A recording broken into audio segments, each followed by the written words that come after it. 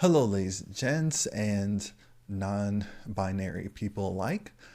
My name is Romie. I just wanted to quickly talk about the Black Lives Matter movement because it seems like more people than ever are finally open to really seeing what it's about and what it's intended for, which is great. So, in 2013, three radical black organizers, Alicia Garza, Patrice Cullors, and Opal Tometi, created a black-centered political will and movement building project called Black Lives Matter. It was in response to the acquittal of Trayvon Martin's murderer, George Zimmerman, who's still around. Yeah. And the main crux of this is, as organizers who work with everyday people, BLM members see and understand significant gaps in movement and movement spaces and leadership. Black liberation movements in this country have created room, space, and leadership mostly for black, heterosexual, cisgender men, leaving women, queer, and transgender people and others either out of the movement or in the background to move the work forward with little or no recognition. That is really, really, really, really beyond important, because now that with the pandemic, the way how it was handled in America was still it's being handled in America, and unemployment rate being so high here, meaning that a lot of people are at home and originally were told they can't really go outside. Not saying it was illegal, but just that you couldn't just freely move. You definitely couldn't go and see your family members. You couldn't go and pursue dates, do your other activities to go and just usually keep you mentally sane and happy. And so people, for the first time in this country, really, because it's never been seen like this before, we're all told to stop. And what that means is it allowed for people who have just been on the hamster wheel mentally and even physically to really see and absorb and think about what was happening. And I'm saying all this because with the death of people like Ahmaud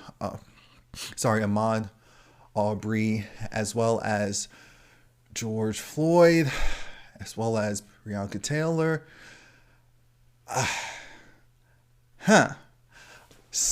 that has been seen. People not only just kind of heard about it on the news and kept moving, they saw it. With George, they saw the video where for 8 minutes and 46 seconds, the officer had his knee on George's neck, and anyone with the brain at all and compassion just trying to figure out how could someone do that to someone. And for the first time, that may have been the most, even with how the things that you can see in movies and see on in video games and all of that, that was probably the first time a lot of people ever saw something real like that happen to another person. So the level of actual empathy that black people have been asking for, demanding, all of that, was finally reached. Because again, before that, there were other things, whether it was killings, whether it was just mistreatment, and someone used the word misconduct, that have been happening.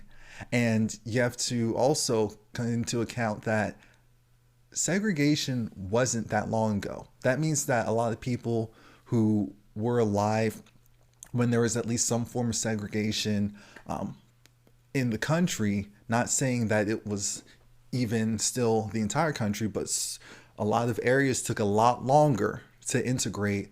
And so there's still a lot of people who have that mindset that are here, that are alive and well in the country, and are influencing a newer generation to either have the same thoughts or at least try to have the same thoughts. And when you really think about that, it, I hope it puts it into a better perspective of how, oh, that's how, with police brutality or just the mislabeling or mistreatment of black people have continued. Because it's not the whole concept of, oh, black people are the only ones who have issues or being mistreated or being profiled and all of that. No, it's the rate is staggeringly higher, as well as the rate staggeringly higher, and it's that whole concept of, well, everyone else is technically above a black person as far as maybe not the everyday person in society, but just how this country was built and how this country was formed. And so I definitely think that, again, this is the first time that a lot of people, especially internationally, not only getting to see that, oh, I get it. Oh, it's not just, the protests and the riots and all of that, because when it comes to media, that's been another huge issue and constant roadblock with progress, because even though online you may be able to get more truth out, there's a whole generation of people, not just a whole generation of people, there's a whole section of people here in the US, here in the world, that still don't operate online. So if more accurate information or more truth is being put out there online, and yet people over here are never going to see that, never going to really process it, never going to really think about it, then it's almost like it's not there at all. At least for them, it's not. And so for people who are finally aware and get it, that's great. And also understand that just kind of going to your friend who's a part of, let's say, a black group or another minority group, it's like, oh yeah, I get it, and just kind of do that in silence, that's not enough anymore. And that was proven, because that does get done time and time again in the past, where the support was behind closed doors. The support was in silence. And it's interesting because it's the whole concept of being afraid to support in public, even though at the end of the day, your life can still go back to normal, even if it's uncomfortable for a moment, versus that person who, them and their group of people, life is always going to stay a certain way without more help and support. So I've been signing petitions left and right. I'll definitely make sure to leave some links in here as far as petitions. I will say on the positive side that, well, no, I'm going to be honest. So my family's not originally from the United States of America, and originally from Jamaica. And so because of that, even though I was born here, growing up, I will be honest, even though I understood what racism was, there was also certain things that I just did not understand. Like, I did not understand the full concept of systematic racism. I did not. There were 100% times where I was ignorant and talked about how, hard work and like all the main stupid talking points that people today may still try and go and put out there, that look at this person, look at this person, look at this person, you just have to work harder. No, it's not just that. There are roadblocks in all area of the society that you're in to go, and even if you get ahead, the 99% will just stay drowning. So yes, even though it's an accomplishment that you and the five people over here made it and are shining examples, There's other people who aren't getting base level necessities or consideration, or when it comes to getting loans or even access to possibly getting loans, the rates of the loans, getting into certain programs because this is your zip code, now you don't even qualify to go. That's where systematic racism comes into play, because a lot of people don't really understand that. It's not about someone going and using a racial slur at you. That's not what that is. Or someone, taunting you because you're black or another minority. It's about the system of oppression that, on a large scale, in every fashion of your life, when it comes to dealing either with law enforcement, when it comes to, as I said, getting loans or qualifying to even qualify to go to certain colleges, all the things that, because the system is broken, period, it affects a lot of other people as well. So that's where the lack of empathy also came in from other groups, because they felt like, hey, we also have to work hard. Hey, we also, yeah, but the reality is, at least in the past, it was more likely that, hey, both of us can basically be the same person, but you look like you, and you more than likely, let's say even if I get the job, you may be able to get a job in a more managerial, more in charge type of position, instead of maybe even considering me a high level worker, or someone else who looks like me, because that's a huge issue. Just in general, lack of representation of minorities, period, in high level, C-suite, that's executive level type of roles. And don't think that that's not intentional, and it has nothing to do with smarts or what college, because a lot of people have proven that even if they did everything on paper they needed to, that club still keeps a lot of people who look different than the traditional sense out. So that is also a part of it. And like I said, now's the time, because people are more empathetic just in general. The marching is beautiful. The protesting is beautiful. And we do also need to talk about that we need to keep it a buck. We can't just go and have this much energy for black male lives and not have as much energy for black women, as well as people in the LGBTQ community, especially black transgendered people, as period. Even though I guess black transgender women have been receiving a lot of the brunt of just mistreatment and deaths. Let's be clear, not just mistreatment, also deaths. So whether it's law enforcement, because the lack of opportunities for someone who's black and queer can be decreased, and then the opportunity for someone who's black and transgender, the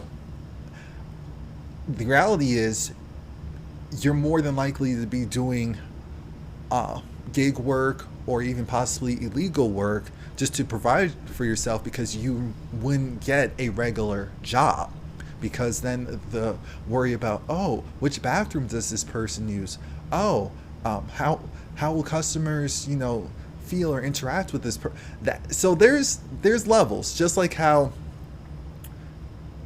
it's like, yeah, you're a woman, but when you also put in front of it you're a black woman, whole different set of issues and struggles and all of that.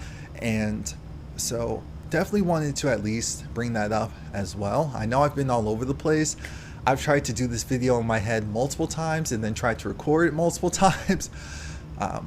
So I hope that people who, especially whether you're here in the US and you never just really thought about it because you thought, hey, everyone has to work hard and everyone has to, especially if you are all in minority. Yes, yes, that is true. But you also have to understand that a country that was built by,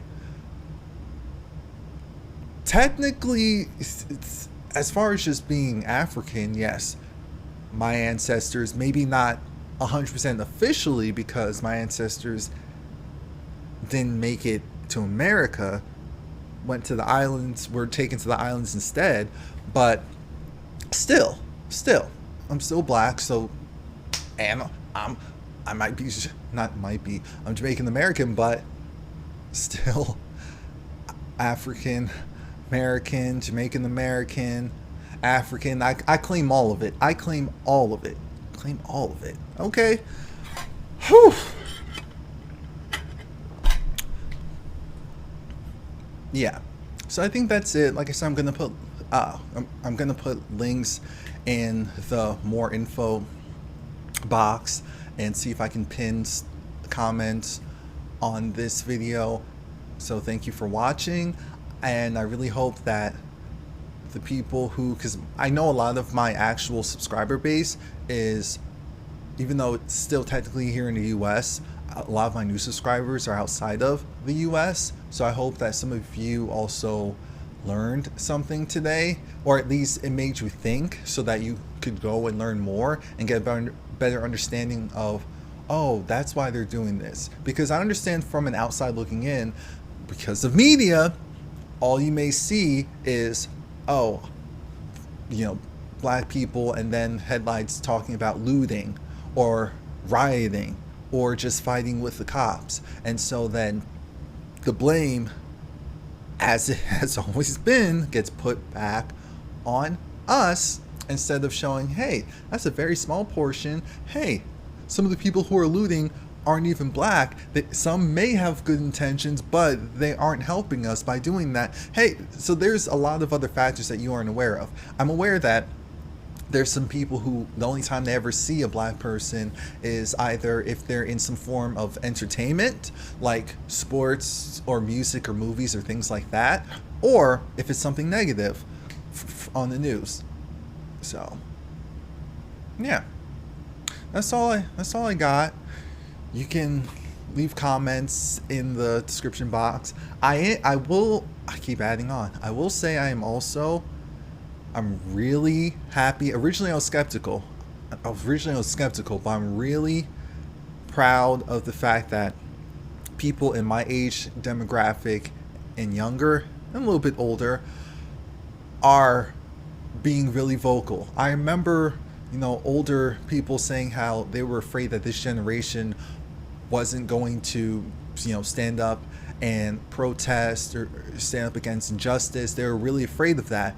But we've been watching, and we've just been told that, hey, we don't want anything to happen to you, so don't say anything, don't go anywhere, don't, but it's the whole concept of enough is enough. Enough is enough. Yeah, I'm not going to tell someone how to protest. I'm also not going to tell someone to break things. So I can do both sides. All right, that's it. Yeah. Thank you for the real allies, the people who really get it, and you may have been silently helping, but that wasn't cutting it. So now you get it, and now you're vocal. But there's still more work to be done. This is basically part one. All right.